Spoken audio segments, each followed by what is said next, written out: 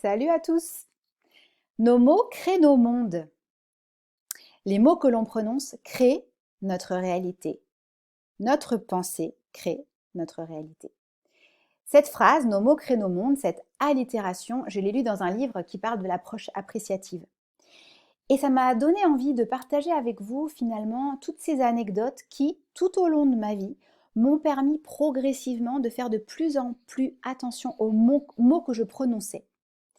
Je vais vous dire la première expression qui m'a fait tilt dans ma vie, c'est grâce à un de mes employeurs. Je travaillais à l'époque à Gentilly et quand je parlais avec lui, je disais beaucoup le mot et l'expression j'ai peur. Oui, mais j'ai peur que. Oui, mais tu comprends, si on fait ça, j'ai peur que. Et un jour, il m'a dit, mais Christelle, arrête de dire j'ai peur. Si tu dis j'ai peur tout le temps, ton cerveau, il entend j'ai peur. Et c'est la première fois, j'avais la vingtaine, et je me suis dit, mais c'est vrai, il a raison, j'utilise énormément l'expression j'ai peur.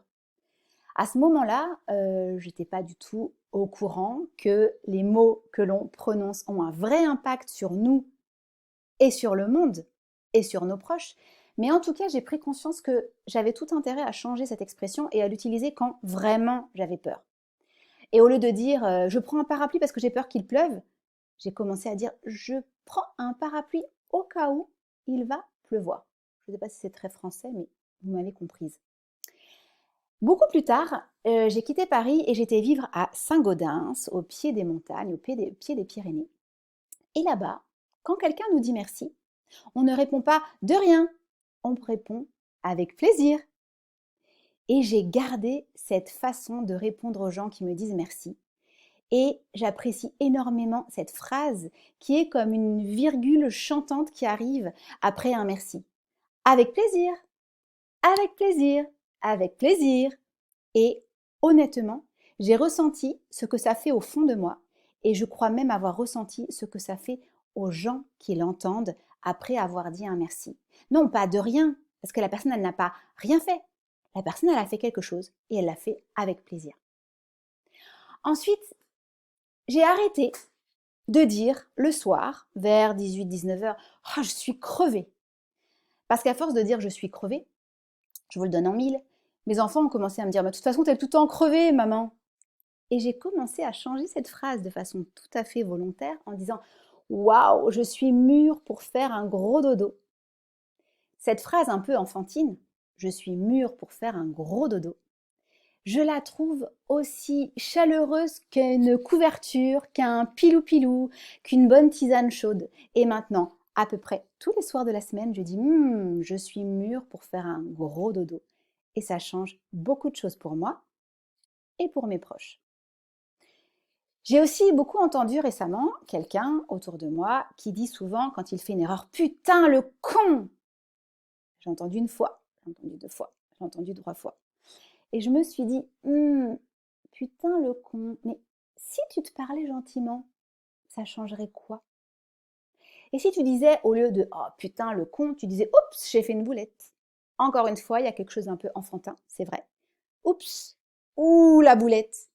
Il y a une sorte d'humour et une sorte de façon de se parler gentiment, avec indulgence. Parce qu'évidemment, si on se parle de façon dure à nous-mêmes, quel est notre discours à l'intérieur de notre tête? Et quel est le discours qu'on va tenir aux autres quand les autres font une boulette, quand les autres font une erreur, putain le con? Il s'est passé aussi autre chose. Je prenais des cours de solfège avec des enfants, moi adulte avec des enfants, puisque je repartais de la base pour faire du piano. Et il y avait un petit gamin, trop mignon, qui à chaque fois qu'on commençait un exercice, il disait « Maîtresse, maîtresse, est-ce que c'est dur ?» Et il demandait ça à chaque fois, dès qu'on démarrait quelque chose. « Maîtresse, est-ce que c'est dur ?» Et alors, j'ai commencé à changer mon discours à moi quand je parlais à mes enfants sur leurs apprentissages de l'école. Et j'ai commencé à leur parler du mot challenge. Non, c'est pas dur. Non, c'est pas difficile. On s'en fiche de ça parce que le côté dur, c'est un côté immuable. C'est dur, point. On est figé sur un truc dur. Ça donne vraiment pas envie d'apprendre. Alors j'ai commencé à leur dire, allez, c'est un challenge. Oui, ça c'est un challenge. Et mes enfants ont commencé à me dire, oui, mais ça c'est facile. J'ai dit, non, non, c'est pas facile. C'est un acquis. C'est un acquis parce que tu l'as vu, tu as travaillé, tu as répété la chose jusqu'à ce que ce soit facile parce que c'est un acquis. Et de l'autre côté, il y a le mot challenge. Et le challenge nous amène dans un mouvement de je vais y arriver, je vais réussir. Ensuite, Devant l'école, le matin, j'ai entendu beaucoup de parents, et j'étais peut-être la première aussi à dire « Allez, travaille bien !» Et je me suis dit « Non mais attends, mais ils ne travaillent pas les enfants, ils vont à l'école pourquoi? Pour apprendre. » Et j'ai changé mon vocabulaire de « travaille bien », je leur dis « Non, non, moi je travaille, vous, vous ne travaillez pas. Vous, vous allez à l'école pour apprendre. » Et j'ai commencé à leur dire tous les matins, en les déposant à l'école « Allez, travaille bien et amuse-toi bien. » Même je pense qu'au début, je disais « Amuse-toi bien et travaille bien. » Et puis à un moment donné, par rapport à mon fils, je me suis dit que ce serait peut-être bien que j'intervertisse les deux termes et que je lui dise « Travaille bien et amuse-toi bien. » Parce qu'il avait une fâcheuse tendance à faire que s'amuser. Et à ma fille, je vais plutôt lui dire « Amuse-toi bien et travaille bien. » C'est quand même... Oh pardon. Je me... Amuse-toi bien et apprends bien. Pardon, je me perds. Et donc à mon fils, je lui dis apprends bien et amuse-toi bien. Et à ma fille, amuse-toi bien et apprends bien. Et non pas travaille, parce que moi, je travaille. Je les ai aussi entendus dire oh mais je suis nulle. Et je lui dis mais est-ce que tu es égal à 0? Tu n'es pas égal à 0, tu n'es pas nul. Tu es en cours d'apprentissage. Tout ça, ça vient de simplement des mots et des phrases que l'on dit tous les jours à soi et aux autres. Et on arrive sur ce qu'on appelle le fixed mindset et le growing mindset. L'état d'esprit figé et l'état d'esprit de croissance. Et on en reparlera. Puisque derrière tous ces mots, il y a une vision et une façon de voir les choses. Une façon de voir ce que l'on peut faire et peut produire et comment on peut avancer dans notre vie et évidemment en coaching. Je vous invite, si ça vous amuse, à faire attention aux mots que vous utilisez pendant les 2 premières heures de la journée et aux mots que vous utilisez pendant les 2 dernières heures de la journée avant que vous alliez vous coucher. Parce que je pense que c'est très intéressant de voir dans quelle ambiance on démarre notre journée et voir dans quelle ambiance on clôt notre journée. Vous pouvez le faire seul, vous pouvez aussi le faire avec un proche, avec un ami, quelqu'un qui pourra faire attention aux mots que vous répétez régulièrement dans votre vie. Finalement, ça vous amène à faire quoi? D'abord, à être à l'écoute de votre discours intérieur. Comment vous vous parlez à l'intérieur? Est-ce que vous vous dites putain, fais chier, ou vous vous dites ah, oulala, je peux améliorer ça? Comment vous vous parlez?